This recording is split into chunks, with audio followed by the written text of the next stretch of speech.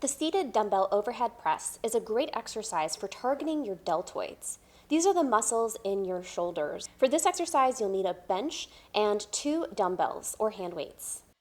Begin seated, straddling your bench with your feet on both sides of the bench. Take your dumbbells in both hands and sit nice and tall with your shoulders down and back away from your ears. Now bring the weights up to just above the level of your shoulders with the weights resting right above your elbows. Push your chest forward and keep this posture as you perform the exercise.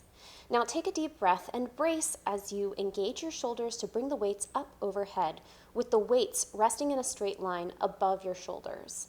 And then lower the weights back down with control, coming back to your starting position. Exhale and inhale and perform another repetition.